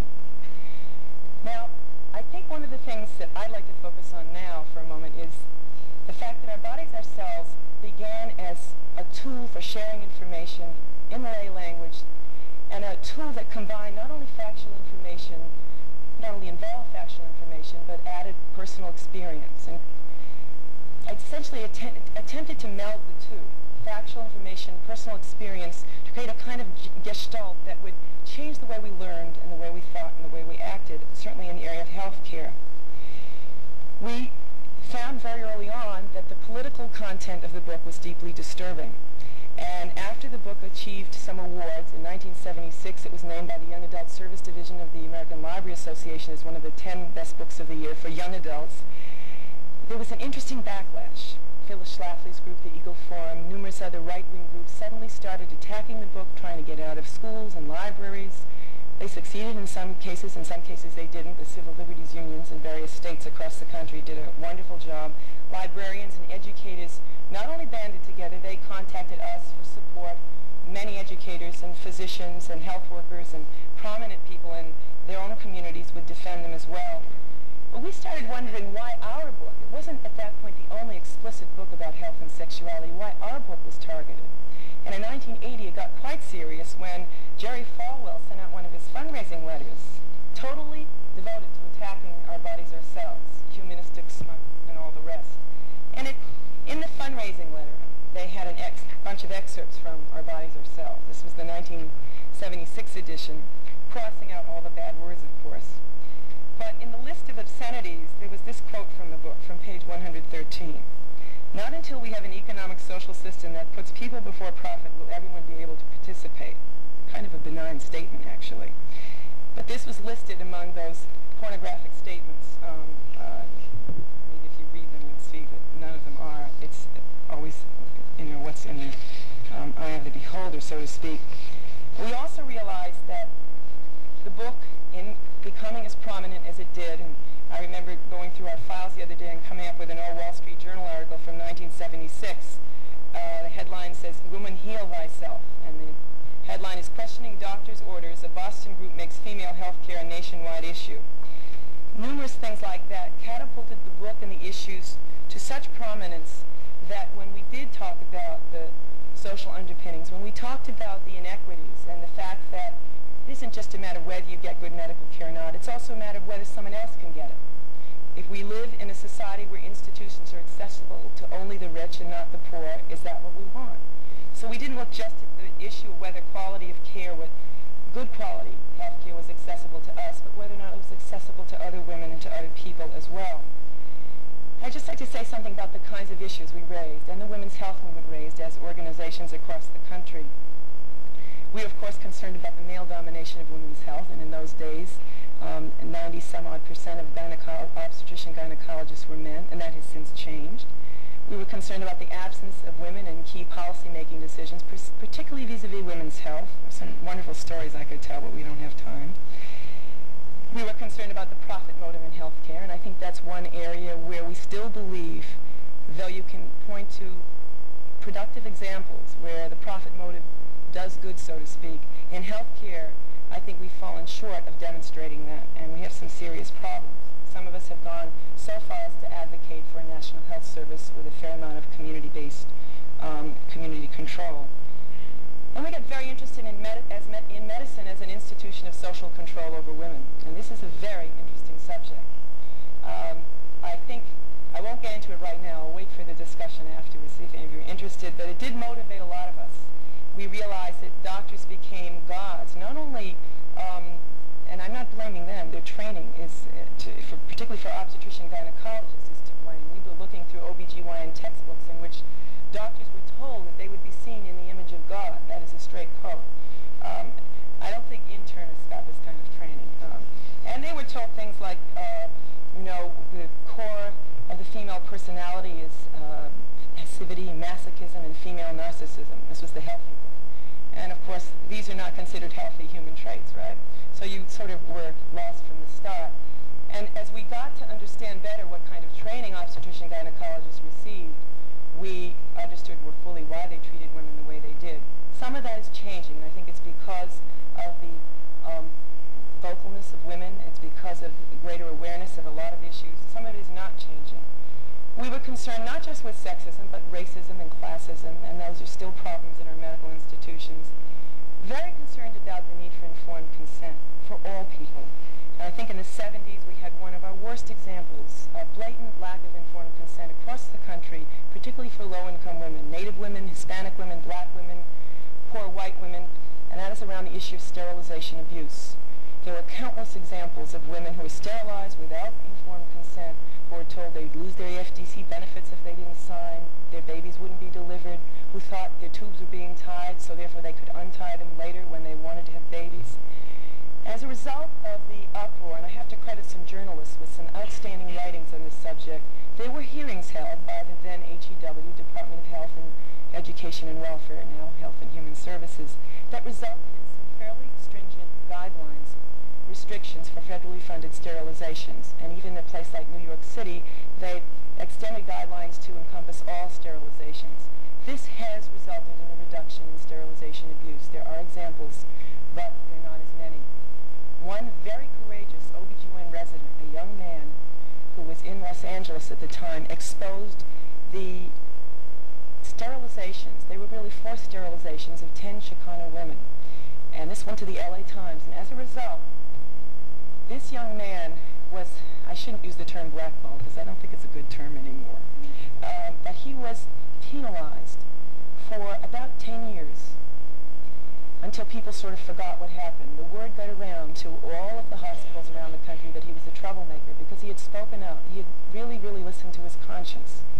And he did a great deal on behalf of the women in Los Angeles because he helped further the cause of raising awareness about this. Lack of access to good medical care is obviously something in the news all the time right now. And it isn't just poor people. It's increasingly a segment of the middle-class community. And I think that at the same time we see over-medicalization and over-treatment of women, we still have too many hysterectomies. There's probably a great deal of excess surgery done among women, particularly elective surgery. Women are over-treated in terms of the drugs that they're prescribed. Other examples as well. We have over-medicalization of some women, but we have under-treatment of other women. We have a substantial number of our population who have no access to prenatal care still. That's really a crime. And I was going to raise some very similar points to Dr. Lown's about the inequities and the injustices when we look around the world and we see how many women are dying from illegal abortion, and the maternal mortality rates in some countries are so frighteningly high, leaving so many orphan children, that it boggles one's mind, much as those slides just did for most of us, I know.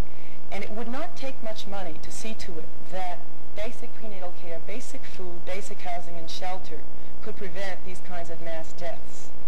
It's really a very, very small amount of money next to the amount of money we're spending on the defense budget. We also took a look at the importance of self-help and community-based support systems. We also took a look at the kind of care we were getting and whether or not the primary caregivers were appropriately identified as obstetrician gynecologists.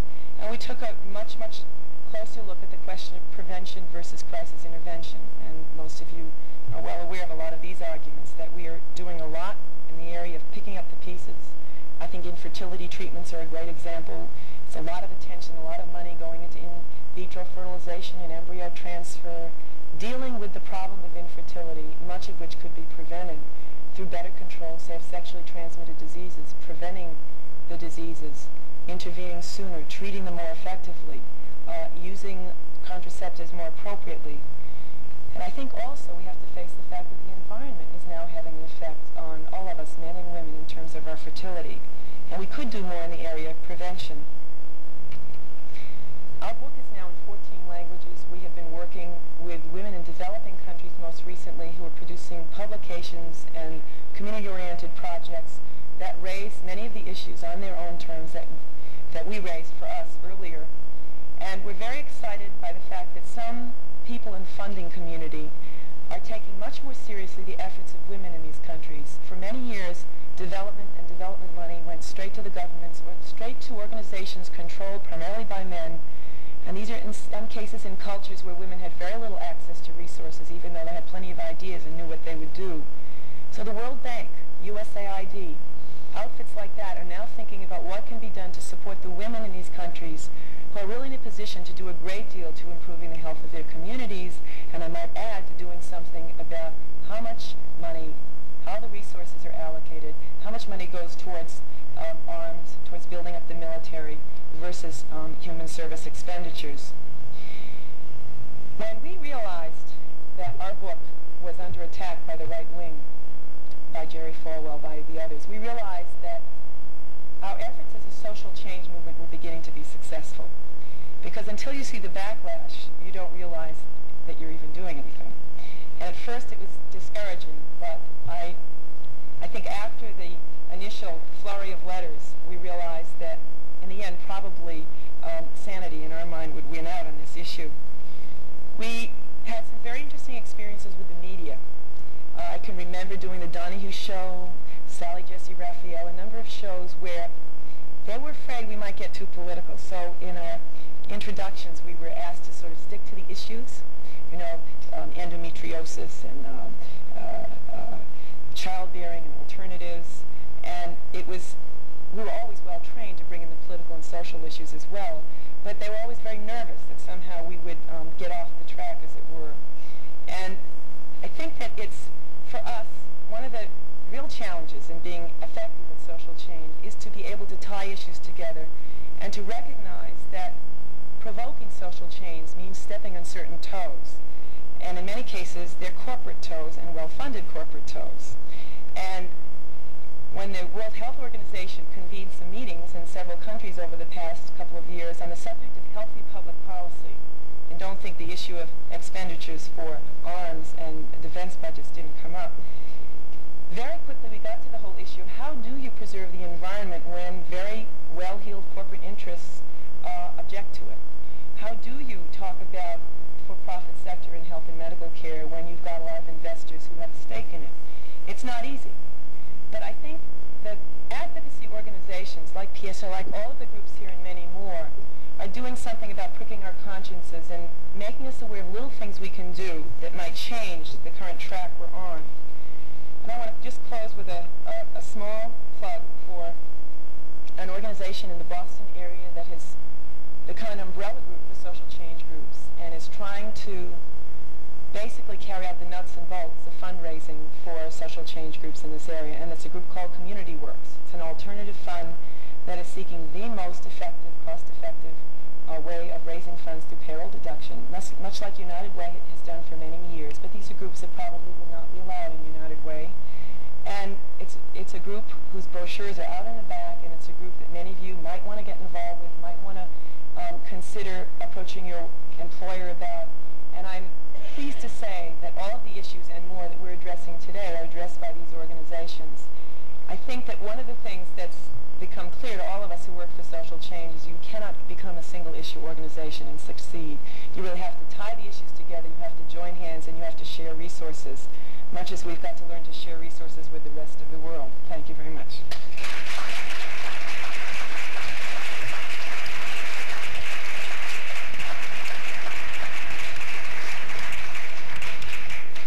There you have it. You've heard from four remarkable people, and it is now your opportunity to engage with them. Who has the first question?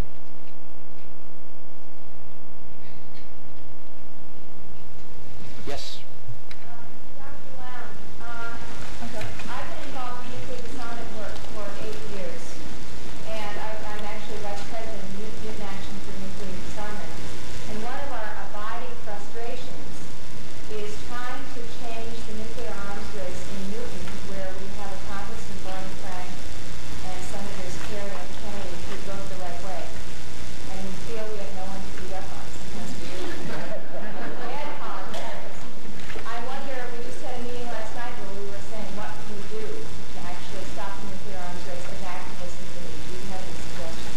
The question is, what can be done to stop the nuclear arms race in terms of action in Newton? Not the nuclear arms race in Newton. Not to, I don't allow it yet. you doesn't allow it here, right? We have a powerfully dictatorial mayor who has control of the situation. Can you hear him? But No. Is that on? no, that's not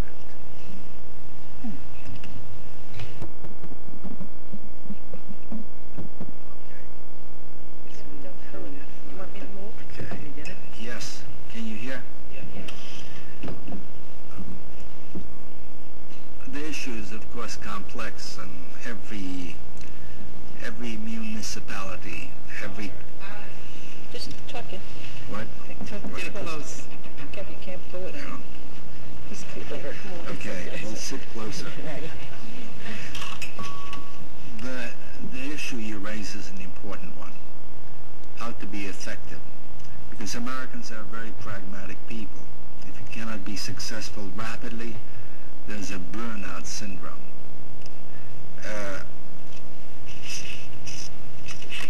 What has made the doctors' movement successful is perseverance, and it's part of our professional way of life. If we don't cure a person immediately, we don't give up. And we're dealing mostly with chronic disease, and nuclearism is a chronic disease. And I would suggest that at every historic juncture, there is one fundamental issue that is critical and decisive. And that is the link if grasped, the whole chain of events must follow. And right now, historically, it's the cessation of nuclear testing. Cessation of nuclear testing. If all the peace groups in the world, and especially in America, focused on that issue, the lack of logic for testing. I mean, we have argued over 30 years or more that the reason we test is it is unverifiable. We cannot verify a cessation of testing. But that ain't true anymore. Seismic waves and advances in earth sciences show that even the smallest explosion is detectable. So there's no, and furthermore, Gorbachev, in the first meeting I had with him, this was in December 1985, he says, we are ready to have on-site inspection. So why are we testing? Weinberger, about a year ago, said the reason we are testing is to assure the reliability of our deterrent. Now, why in hell do we want to assure the reliability of our deterrent? If the aim is to indicate to the Russians that we have these weapons, and if they don't know that they're going to explode, they're still deterred.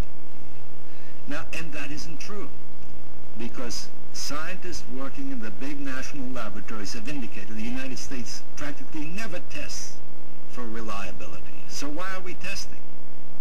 And this is an issue that the government doesn't wish to discuss, and it's time the American people begin to talk about it. Because the only reason for testing is developing new weapons. But why do we need new weapons? Why? If we can destroy the Russians 30 times over and they can destroy us that much, do you think a Russian being threatened with being killed twice is more persuaded than a Russian being killed once? So what's the logic? And this is something to hammer away at the political process. Because when I was pressuring, and some of us were pressuring the Russians way back in 1983 to raise the issue of nuclear testing, Gromyko met with Schulz in January of 1984. And Ambassador Dobrynin told me, the Americans said, we are ready to discuss every issue except the testing issue. Why not? Because we have no argument. And I believe that if you rev up understanding and education in this community about the testing issue, and American people understand what it's all about, and we assist whoever is elected president to stop nuclear testing, you'll have a much safer world. Thank you. Next question? Yes, ma'am.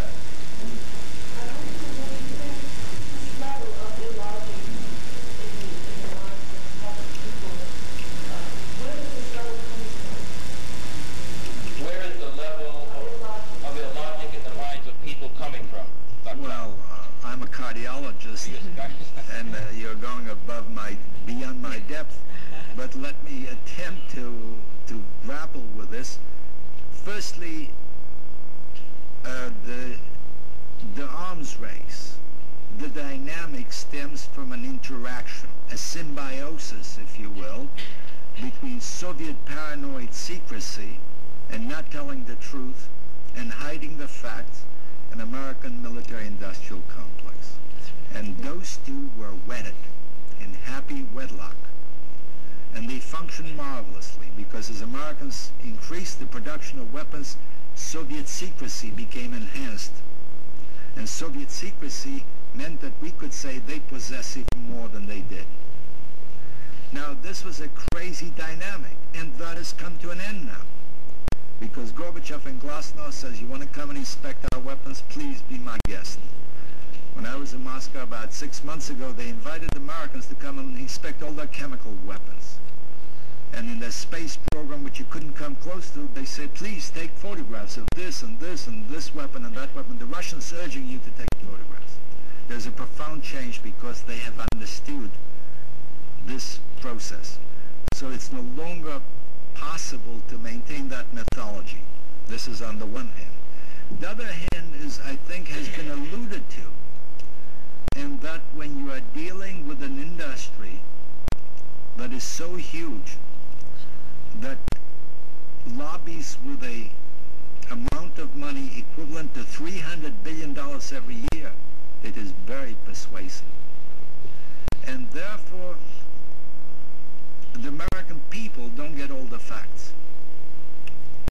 For example, we as a group, and I'm ashamed to say that as an American, made an enormous breakthrough in the Soviet Union in 1982. We persuaded the Soviets to let us go on their television. And 3 American doctors and 3 Soviet doctors went on primetime television for an hour, and that destroyed them. It destroyed them in a profound way, because until that moment the Russians says we have to spend so much on our military because that protects Holy Mother Russia. And we said, nonsense. The more you spend on the military, the less safe you are. You're just investing in enhanced insecurity. We have never been permitted to do that in this country. Okay, let's move on now to the next question. Yes, ma'am. I wonder if Peggy Charron would talk a little bit about the differences between dealing with Congress, where I don't have to congressman, but I have an equally great congressman, and I don't think I'm a great congressman. But You need to apologize. okay, I'm not happy with you. But of course, one's mind turns to the fact that even though you don't have congressmen that need quite as much pressure, you certainly have an administration that can give you a nugget. So I wonder, since your group has worked with FCC and presidential commissions and so forth, whether you can comment on the differences between the two kinds of pressure and what lessons you might give to some of the rest of The us. two being Congress And executive agencies, or your own pressure. well, actually, for the last 7 years, ACT has not spent one dime or used up one piece of paper contacting the inhabitants of the White House. We were afraid that they would use our issue in an inappropriate way to make them look like they were doing good. And we went directly to the regulatory agencies, directly to Congress, and completely bypassed the executive branch. We just knew that they wouldn't pay any attention. It isn't as if we thought it would work. And I think to a degree we were afraid it might work, and had already decided that the best thing that could possibly happen to children's television was to change the administration in the White House. That the idea of deregulation, which is what Reagan came to the White House with, that means regulatory agencies, and the agencies are there to enforce the laws that Congress makes. Now, what we discovered is if you don't pay any attention to the law, you don't have to change it. It's like if the cop who's supposed to monitor the traffic and speed limits decides that he doesn't like the message that says slow down when you pass the school, and lets everybody know that he thinks that interferes with traffic regulation, and that it's a dumb sign, then pretty soon you have people speeding by the school. And that's what happened in all kinds of areas that get regulated, and it happened almost immediately with television. Reagan appointed Mark Fowler to run the FCC. He did not believe in any of the communications law and told that to the industry. And what happened, for example, to CBS is that CBS, which had hired 20 people in their news department to do nonfiction news-type programming for children, that was 30 minutes, a spin-off of 60 Minutes, the What's It All About series, What's an Election All About, What's Congress All About, a news magazine called Razzmatazz, those in the news spots for Saturday morning that were in between the programs, all that kind of programming through 2 Republican and 1 Democratic administration. This really isn't a party problem. It's this administration. As soon as Mark Fowler said, television is really just a toaster with pictures. I don't know what he thinks about the budgets that get spent on electing presidents with that toaster, but it's just a toaster with pictures. CBS fired or reassigned the 20 people in the news department. They canceled all the programming. They fired Captain Kangaroo, and they decided to maximize profits, which really means not dealing at all with children's television. So that we think that that it's important to get a feel for how the administration thinks before you waste time with them on an issue where they aren't going to make a difference. I don't think that applies to all issues, but it certainly applied to ours. Add something to that. I think this is really an important issue. One of the things I didn't talk about was the whole issue of smoking. And women in smoking, of course, is a major concern. It's for all of us, it's probably the single most important cause of preventable death. We have been trying for some time to reduce the incidence of smoking in this country. Now, the companies have seen the handwriting on the wall, so they've been trying to develop larger international markets. Well, Japan is a place where there's a fair amount of smoking among men, but not that much among women. And our 2 major international, they're little multinationals, R.J. Reynolds and Philip Morris, were interested in cracking the female market in Japan and wanted trade. They basically wanted to be allowed a greater share of the Japanese market, so there wouldn't be as many tariffs placed that they could compete. Cigarettes wouldn't be that much more expensive. They threatened, by working through Congress, Jesse Helms has a letter that we've seen sent directly to the Prime Minister of Japan. They threatened all kinds of trade sanctions if the Japanese didn't let in the U.S. cigarette manufacturers so they could get at 10% of their domestic market. It's not that they don't produce enough cigarettes already, and it's not that you can't consider these kinds of deadly weapons too. The women's groups, interestingly, and the consumer groups have been protesting this, and they've been writing to some of the groups in this country saying, can't you impress upon your government the fact that there's no socially responsible, socially beneficial aspects to tobacco products, that we're trying to reduce the use in this country as it is, and we don't need new and more attractive, better tasting Western tobacco cigarettes to attract another market. And the advertising is geared to women and children. And that's one example, I think, of the power under this administration that corporations have to carry out what I think are really irresponsible policies. When thiokol was exposed, remember the Challenger disaster? I don't know how many of you have ever seen any discussion about the faulty O-ring and the fact that was probably a preventable disaster. This is a fascinating story. Well, the scientist who worked at thiokol, who pointed out that defect and was hammering home the fact that that particular launching should be postponed, something should be done, was fired and eventually had to leave thiokol. He's been going on around, on a speaking tour to most of the colleges. He spoke at MIT. I heard him once in California.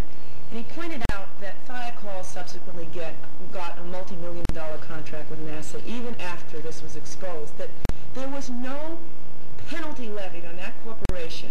They were supposed to pay a penalty. I forget what the amount was. They ended up not paying the penalty and getting a new contract. They're getting away with that, I think, because of this administration. And I think there are many examples like that which underline what Peggy began with. And I think I can come up with many examples in the women's health arena, and I think probably the most egregious example is where the military expenditure, the military budget lies right now, and the increasing amount of money we're spending on weapons, particularly nuclear weapons, when we're not dealing with some of the human service needs, which cost so much less. Any other questions? Yes. Dr. Lown, when you say can't make the same presentation as they were able to make it right, in what sense are you offensive? The government won't allow you to, or you can't get support from the national program, or well? Let me repeat the question for television. Dr. Lown, you say that you cannot make the same presentation in this country that you can make in Russia. Why is that? I'm not ready to answer why is that, but I'm ready to confirm the fact. And the fact is very simple. At the time when we had this sort of a revolutionary broadcast in the Soviet Union, where they never before permitted that subject. This was taped, and it was going to be shown 2 days later. We had one of our doctors fly immediately to the United States with the tape, and we said to the Americans, and the Russians were very resentful. We were, again, ugly Americans. We insisted that we take the tape and that be shown in the United States by virtue of the difference in time zones, to be shown first in America, this type of broadcast. We went to CBS, ABC, NBC, PBS, and say, we have this hot diggity dog unshown program. If it were a rape, we would have been on the air. But it was one of the most serious and profoundly provocative discussions among Russians. They refused to look at it. Later on, PBS showed it. And it showed it at not a good time. And when the program, when we were worried about the Russians censoring or altering the program, and they didn't change a minute of it, in America, 15 to 20 minutes was cut out. And then at the end, assuming that you are imbeciles, they had correspondence to tell you that these doctors had been had after the program was over, to explain to you, don't take it serious, these are naive romantics, and they basically are working for the KGB. This is America, the home of the... This is public broadcasting, the better part of America. Let me give you one last example. I can go on with a long, long chain. On December 18th, 1985, I already alluded to it, I met with Gorbachev for 3 hours. They hadn't met by that time with many Americans. We had a very significant discussion, argument. I have a lot of chutzpah. I argued with him on many issues, including Sakharov, including dissidents, including many issues. What Gorbachev said was, we are ready to have on-site inspection. We're ready to solve all these problems. Give us time. I called a news conference in Moscow. There were 300 correspondents. The American correspondents of all the leading media were there. And they said to me, Doctor, when are you going to the United States? What flight, when? I said, tomorrow. And my good wife, Louise, I said, be sure to put on a nice dress for our photo opportunity. There was nobody there to see us when we arrived the next day. Not a word appeared in the press. Not one word. When I saw a leading American, I don't want to identify him because all of you know him as a patient, he says, you look very tired, Bernard. What's the matter? I say, I was just in the Soviet Union. What were you doing in the Soviet Union? I say, I saw Gorbachev. He says, well, and I saw the Pope a few hours ago. I say, why do you doubt my word? He says, if you saw Gorbachev, I would have seen it. Now, he immediately went to my telephone and called the Sulzberger of the Times, called Taylor of the Globe, called CBS. Shortly, correspondents showed up. They say the big boss asked me to interview. I had a few-hour interview with Fox Butterfield. Not a word appeared in the Times. When I spoke to Fox Butterfield a few weeks later, he was very embarrassed. He says, I'm shocked, dismayed, doctor, I don't want to talk about it. This has not happened to me in 16 years of reporting. Now, is this a singular episode? No, this is something that I've had happening to us day in, day out. Peggy, you probably have something to say. Well, I think, have you talked to the Columbia Journalism Review about this? Have you talked to the Gannett Center for Media Studies? I think we should make that as major an issue in this country of free press as we're making the issue of nuclear disarmament. And I'll help you.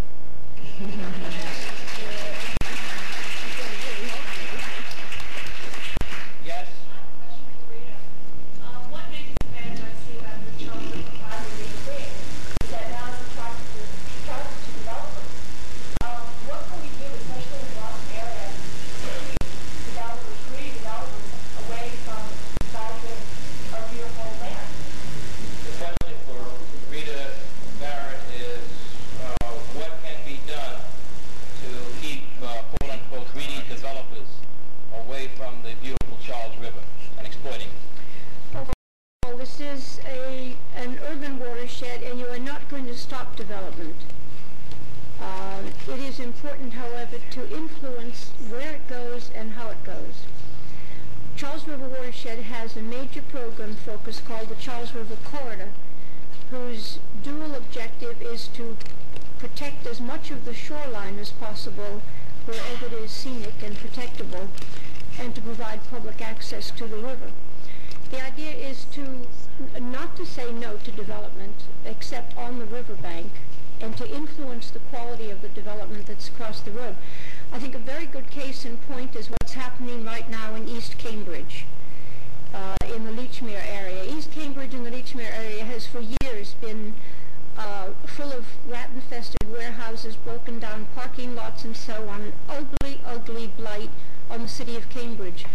The Cambridge redevelopment officials have decreed that something good is going to happen, and indeed, in my judgment, something good has been happening. A lot of new construction across the road from the river. A quality part of the community is developing, which in turn is bringing not just the developers but the public to the river. Each one of these developments has, almost by law written into it, some kind of public amenity, a public park, public access. And I think this is one way you get the best of the bargain on both sides. That is, you have the economic vitality that the community needs, but you have the environmental integrity that the people and the river need. So I wouldn't say try to stop development, but to influence where and how it goes. Yes, the mayor mentions that part of that extensive Charles River corridor, which is designed from Hopkinton to Boston, is the Newton Charles to Charles pathway, Charles River pathway. Yeah. Let me see if I can try to bring this to an end and pull together these extraordinary presentations. That will not be easy. Social and moral crisis. But the American people, you and I, are caught up in an anesthetic fog.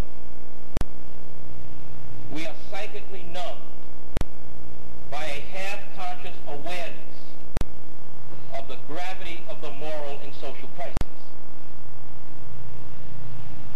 And because we are psychically numb, we are not allowing ourselves to feel the anger and the disgust and the grave concern about the inequities that exist here, some of which you heard about tonight. And really the challenge for us is to find out how do we pierce this anesthetic fog and allow ourselves to feel again.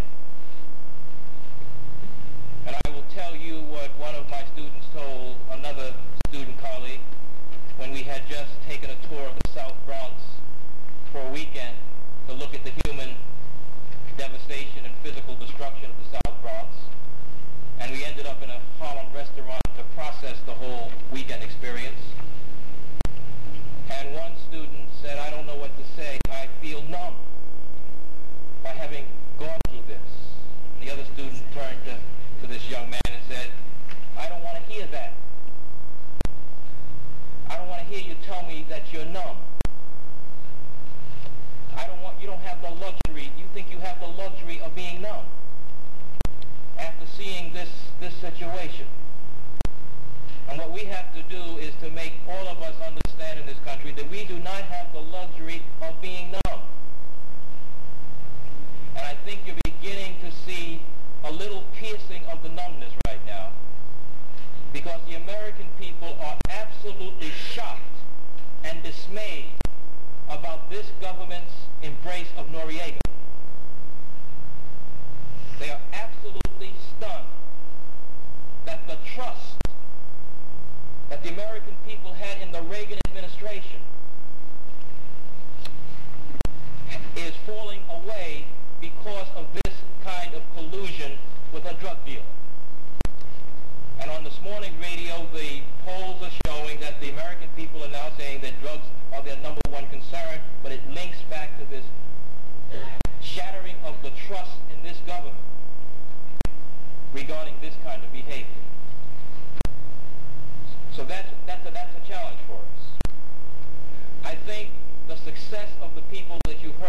tonight has a great deal to do with the fact that they have revolutionary patience.